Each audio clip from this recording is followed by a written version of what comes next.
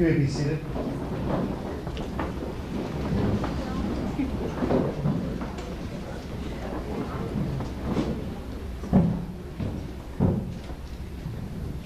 God of love, source of all blessings, as we gather here this day, we thank you for the gifts of love that we receive, that love that is shared with family and with friends. In a special way, we thank you for the blessings that we receive at this moment by being able to share in this joyous day, this beautiful day that you have given to us, this beauty that is being seen and witnessed before us as we gather as family and friends. We ask for your presence. We ask that we may grow in that love and give you glory. In your name we pray. Amen. You good? You good? Yes. Okay. Welcome everyone. We've come together today for just a few brief moments in time.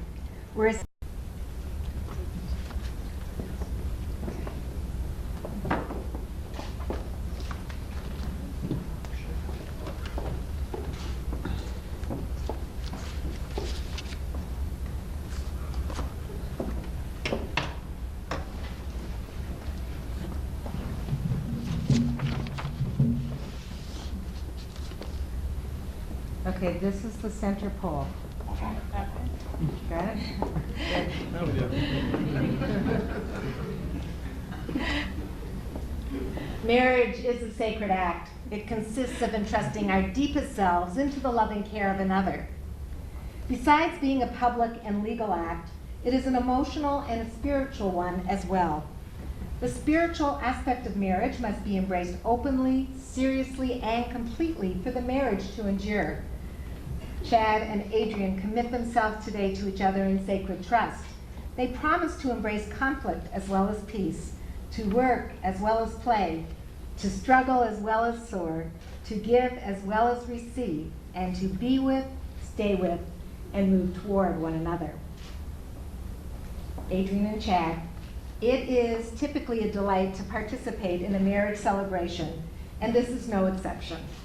I have to admit that from my point of view, there's something that makes this occasion even more special. There is a maturity in your connection that fuels increased confidence in your future. I was intrigued by you from the first call. Adrian had indicated that they were seeking a rabbi to co-officiate their wedding ceremony, that she was Catholic, and her husband to be a humanistic Jew.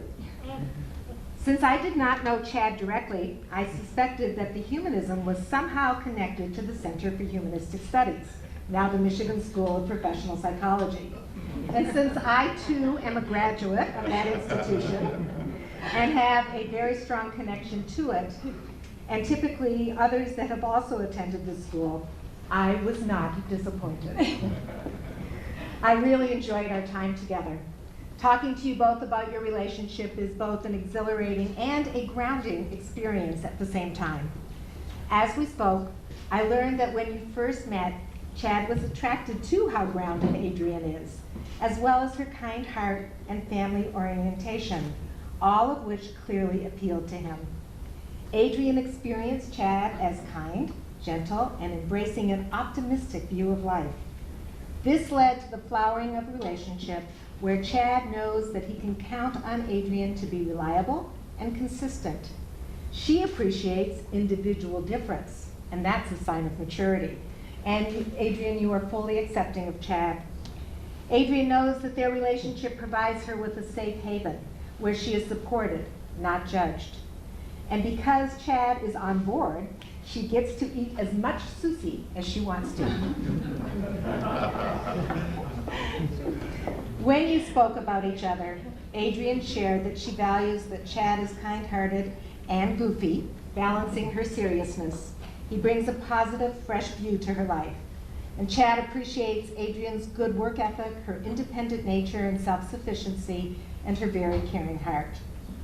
They have discovered that in the past year in particular, they have grown closer together, establishing a unit, moving from I to we of a bonded couple. I know that Father Jack joins me in wishing you a life of loving support, joy, and deep connection. Chad and Adrian view marriage as a coming together at all levels of being, mind, body, and spirit. A marital commitment includes the willingness to be open and vulnerable and the courage to take risks. Marriage is a conscious act of will. To remain in marriage, we must continually renew our will to be married. Marital partners accept the challenges that living together in love offers. They decide that they will face the fears that are a necessary part of establishing and growing an intimate relationship. And you, Adrian and Chad, have made the commitment to create and recreate this conscious partnership. Those of us who are married or in relationships may take this moment to consciously reaffirm our commitment to ourselves and to our partners.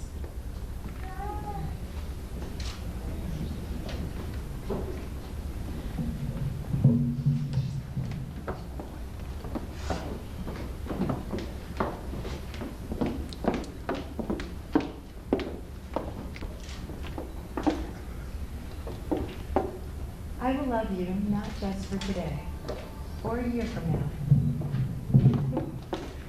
but within the heart of my feelings, where time can draw no boundaries. I will love you not just as a memory of a moment shared, but in every glimpse of beauty that stirs my senses and captures my pleasure to live. When I walk alone, you will be the sun at my back and a smile on my lips. In my dreams, you will appear as the visions I've yet to see. Whether real or imagined, each part of my life is measured with you at the center of love.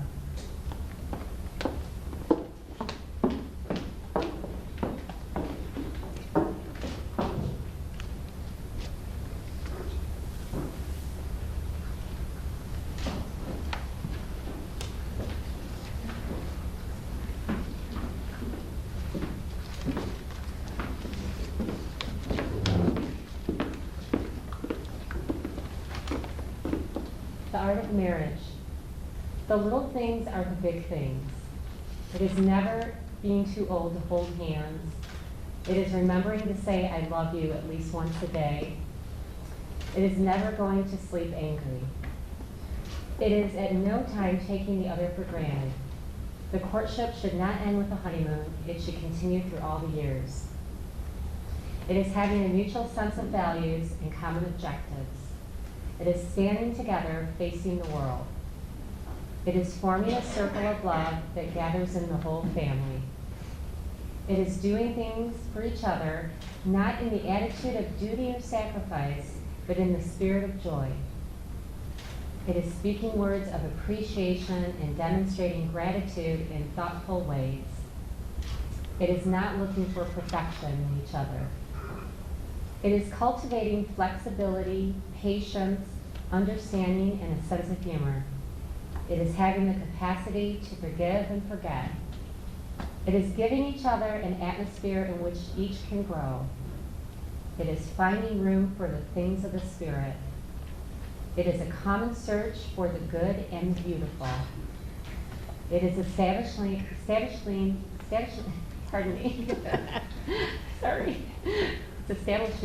a relationship in which the independence is equal, dependence is mutual, and the obligation is reciprocal.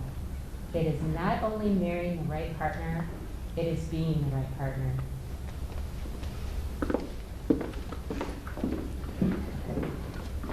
Chad and Adrian, it's a pleasure for me to be here with you to celebrate, as Rabbi Jerris shared with you. It is a joy to come together with family and friends and to express that love and to see that love expressed to us as well.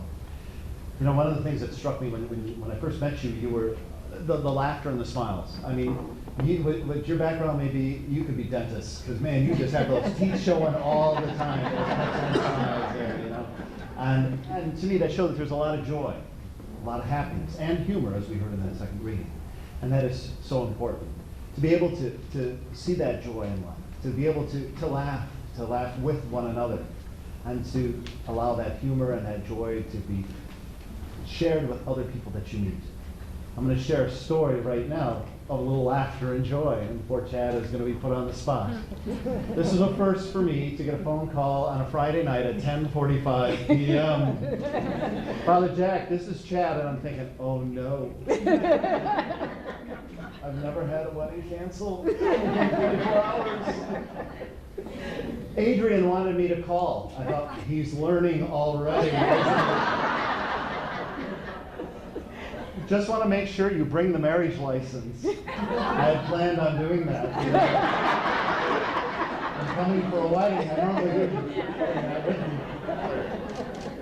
Because if I don't call you, Adrian's going to be upset with me. So I thought I would call. So I'm leaving you this message. Please call me back tonight. Or tomorrow morning when you get this phone call. That way Adrian won't be mad. If Adrian's happy, the world's happy, right? You know, there's nervousness in that, but that's wonderful. And that's a funny story. And we laugh at it, and we laugh with you. But you know, we look forward to the joy that you'll continue to share. Weddings are such joyful celebrations. When people we love come together, you create something that has never been witnessed in the world before. You know, no matter how many weddings one may go to or how many weddings we participate in, this has never happened before. This is unique, and this will never happen again. And that's why it's our privilege to be here, to celebrate with you, to celebrate the joy. And where life will take you, it's going to be wondrous. Make sure you continue to take that joy with you. Smile, laugh. Draw others in. If you do that, not only will you have a great marriage, but we'll become the better people. Pray that you'll continue to grow in your love for each other, and that you'll stay close to us in that way. You're not nervous, though, are you? I'm okay. You're okay? Because Miriam and I are going to make this legal in about 30 seconds.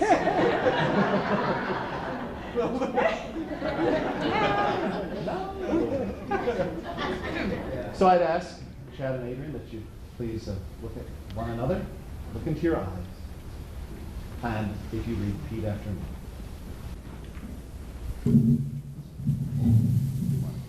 Yes, I do.